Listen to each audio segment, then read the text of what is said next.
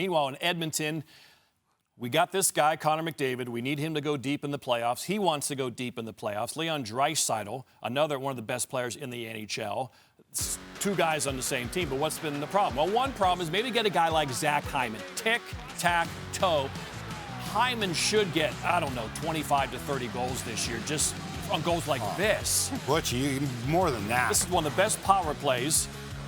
It is the best power play in the league. And then in the shoot, I thought Kyle Torres was good last night. He was fast. He was skating well.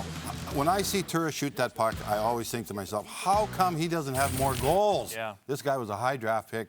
He's always had a rocket shot. He's played with good guys. He's never been the go-to guy himself, but he's played with good guys. Like that is a wicked shot, and he's a good skater. I expect big things out of him every year, and we don't quite get what you expect out of him, but maybe this is the year. Maybe this role will help him. For sure. And, Zach Hyman, I think he's going to be great. Like you said, 25, 30 goals. You think 40, 50. I don't know. But I never really I always think high. Yeah. You always Warren think high. Young. He's an aspirational man. But, I never thought that secondary issue was the biggest issue on the Oilers. And in talking to people around the league this summer, yes, they thought that was a great move, but people are saying, why didn't they get goaltending help? And I think that might be what ultimately haunts them. Defensemen as well. They've never really been strong in the blue line. But Darnell Nurse has emerged as a #1 defenseman, so we'll see how he goes. You never have enough goalies. Remember that saying? That's used all the time. Mike Smith was great last night. He made some. That's how he plays, man. Can he be great all year? Yep. Can he be great for 2 months in the playoffs? Injuries, the way he plays. Yep. He was an early adopter to Pilates, though. And the Pilates trend of goaltenders, he was one of the first ones on it.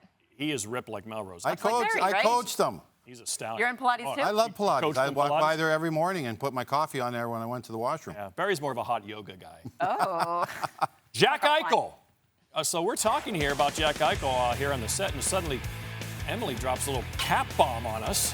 You said he was almost moved recently. It's true. So, behind the scenes, the NHL and NHLPA have intervened to push things along. They don't like this stalemate. Jack Eichel is now sharing his medicals with teams. And I was told as of Thursday, there was serious optimism that a trade was imminent. Everyone felt really good about it. They thought it was going to happen.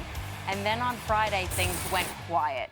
So where we stand now is there are 5 teams still in on Jack Eichel. And those are teams that believe they can fit his $10 million salary into their cap situation. Maybe that means moving some contracts or whatever. Sure. All of those teams, though, have agreed Jack Eichel will get the disc replacement surgery that he wants, that the Sabres will not have him. Now, the preferred method for everyone is trade him, let him get this disc replacement surgery. It'll be 3 to 6 weeks until he can get back on the ice, 3 to 4 months until we see him back in action. The other option, which nobody wants, is he would have to file a grievance, and that would get messy, and I don't know if he really has a case there because of the CBA rule. So we're going to have to see how that shakes out. But again, 5 teams still in on Jack Eichel, and we're hoping that some movement happens. I think Pat Brisson is going to make this happen. I just look at Vegas with Alex Tuck, who's injured. They can't have everybody. He's a big prospect. He makes a good money. They'll look to someone else. They need to match up because they're capped. But I just see Vegas. That's what they need, Barry. To plug that 26-year-old guy right in the middle of that lineup. They don't want too young and they don't want too old because they have enough 30-year-olds as it is. I love this kid. We had him in here. Remember, he was shooting at us and stuff. And he was awesome. One of the best college players ever. I love the guy, but I just don't love him right now. I think Barry's out of love with Jack Eichel. He's got to show people that he is a great player. He's got to show people that he can win in an environment. The people in Buffalo aren't going to welcome him back or when he comes back. They haven't loved him there either. So I'm with the people in Buffalo. It's good for our sport. We need guys like this in the lineup. We don't need guys like this on the IR, whatever. But as I said, I'm from Missouri with him right now. He's got to show me. Okay, that's fair. His numbers got better every year when he entered the league until last year when he got injured. Every year his points per game went up, even after he was named captain. Speaking of BU, Brady Tkachuk. Both of them are one-and-doners. Tkachuk just signs today. 7 years, $57.5 million. That's a big term, but they get 7 years. They do, and honestly, I'm not crazy about the Ottawa Senators this year, but when it comes to them in 2 to 3 years, so much young talent on that roster. And I'm thinking, why would a young American want to lock himself into Ottawa? That's why. He likes the guys that he plays with.